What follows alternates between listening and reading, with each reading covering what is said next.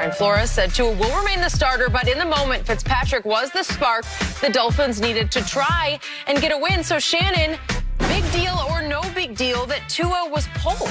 Well, Skip, it was a big deal because the Dolphins created a problem that didn't need to exist. They didn't have to create this.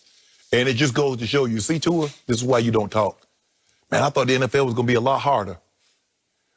5 days after he said that, the guy sitting on the bench looking while somebody else trying to do your job, what you failed to do in that game.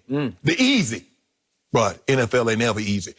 I've never, ever heard, Skip, and I played in an era with some great quarterbacks, and I've been covering this game for a long time. I've never heard Brady. Brady says it doesn't get easier. Manning says it doesn't get easier. But a rookie is going to say, man, this thing easy. It's easier than I thought it was going to be. Okay, Skip, I didn't second guess this. I first guessed this.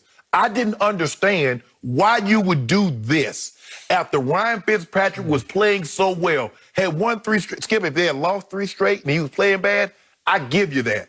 I've never seen a guy lose his job after playing as well as Ryan Fitzpatrick played, winning ball games, and he says, oh, yeah, we're going to go ahead and make this move now. You made that move. What do you think the other guys in the locker room are thinking? Now, Doug Peterson says, I don't want to make a move like this because it would send the wrong message to the locker room. What the hell you think the message was being sent? Just imagine, Skip, if Coach Belichick, after Tom Brady wins all those games, he inserts Drew Bledsoe back into the starting lineup. What kind of message would that have sent? You don't do things like this just because, well, we took the guy with the 5th pick in the draft. No. You had an opportunity, and you still might catch Buffalo. But Ryan Fitzpatrick was playing too well. You created a problem that you didn't need to have. And now you got a problem on your hands moving forward. Because I'm telling you, the guys in that locker room believe Ryan Fitzpatrick gives them a better chance to win. Tua, I know. I've been in locker rooms a long time, and I'm telling you what they're thinking. They ain't going to say it publicly. They believe in Ryan Fitzpatrick, and it hurt them. They almost believed in him all the way home yesterday. He got him back in the game. He did. They won't say it, Skip, and it hurt Ryan Fitzpatrick because he's like, man, I didn't know. This caught me off guard. It hurt him, and it hurt them because it's something about this kid, Skip. I mean, everywhere he goes, Skip, he go to Tampa, and you see how the guy, he come out there. Ryan Fitzpatrick. Ryan Fitzpatrick. It's something about him. He's just infectious. He's magnetic. He just has that kind of, look, it's magic. Yes, he just has something about him, Skip. The guy's like, man, I want to play with this guy. I want to play for this guy. It sounds like you are getting down on your man, Tua. Skip, I just believe in the situation that it was under, that Ryan should have stayed in there. Now, maybe, Skip, they couldn't protect him. Now, maybe they looked past the Broncos. Oh, man, the Broncos, they're terrible. They can't do anything. Tua ain't never been hit like this before. They got after him. And then they could... And then now you let the Broncos run. I was surprised, Skip.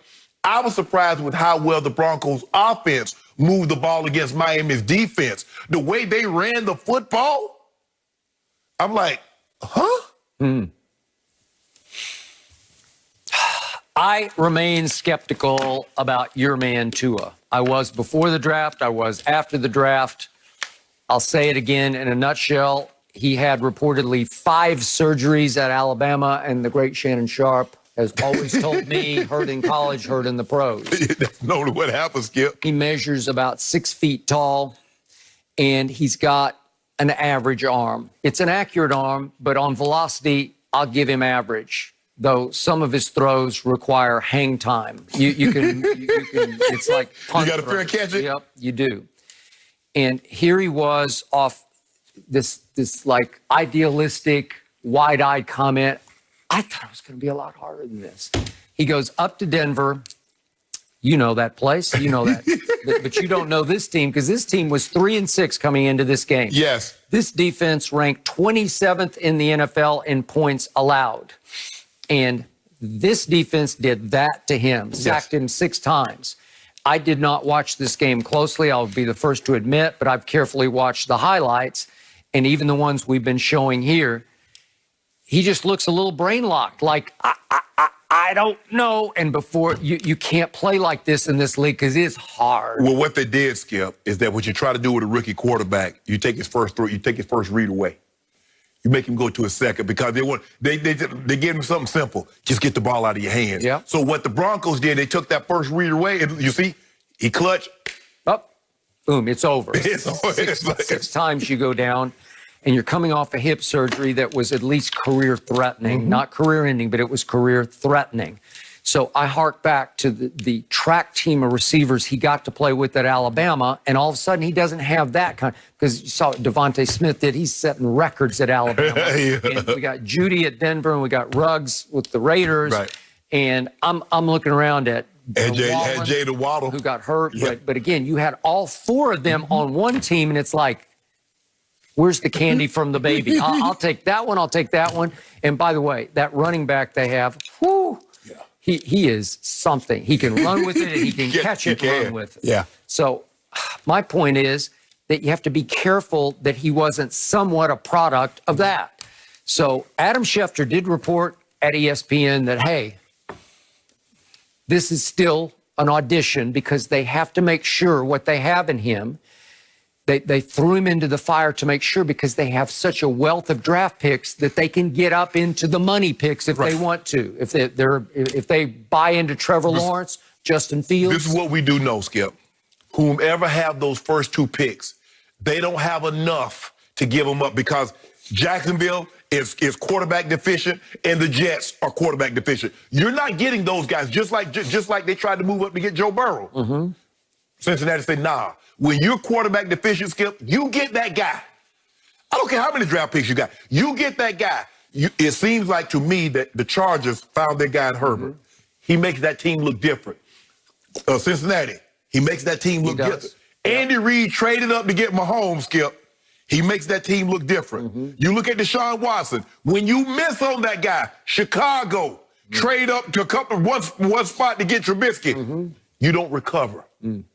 So you better hope Tua works out, because nobody's gonna let you trade up to get Justin Fields or Trevor Lawrence. That's not gonna happen. Okay, you got Trey Lance, you got the BYU kid, you got Zach Wilson, you got the kid from Alabama. Who knows what's going to? Okay, but you're not the top two.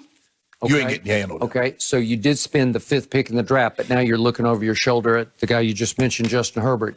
Did you make the right choice? Man, I watched him yesterday, Skip. He can flat out throw the ball. He can fling it. His arm is... It's a big arm from a big boy. He is 6'6". Yes, and he can move. He can. Well, I knew he could run, Skip. Yeah. But you don't normally see guys that big can run that well. I mean, Allen is another guy, but this kid, he made a throw to Keenan Allen. The DB is in perfect position. He turns, and by the time he turns back around, the ball goes through his arm and hit Keenan Allen in the chest. Well, I'm with you. If you're going to go down this Tua road, just stay on the road. Just if that's what you're going to do, and you made the case you shouldn't have gone down in the first place, let it play out. But they got the draft pick, so they want to find out, that they want to sample what they have in him. Well, I'm sure Brian Flores looked down the list of games, and he sees Jets, because they got the Jets again. So Tua's going to get his second Jets game coming up this Sunday. Yeah, and the Jets, look at it. The Jets ain't the Jets not messing up their pick. They're the Trevor Lawrence Derby. They're gonna play hard for like a series or two. Let you get out to the big league. Play hard to make you think, oh man, look at the Jets, man, the Jets' fault. The Jets not messing up their pick. Now they don't want to go 16-0, 0-16, excuse me, but 1-15 should. 1-15 should do just fine. Dolphins are in a precarious position with this kid. But, Skip, they created a problem they didn't have to create. They could have just let Fitzpatrick stay right where he is. Because I believe they still would have won had Fitzpatrick played. I don't believe they'd have lost any of the games they won with Tua. Do you? Nope. I do not. Okay. I just feel bad that Tua made those statements. I know I kind of made fun of it at the beginning, but he's sitting there just feeling horrible about saying that. The league is not easy. It's never easy. It never gets easy for anyone. You know, Taysom Hill, though,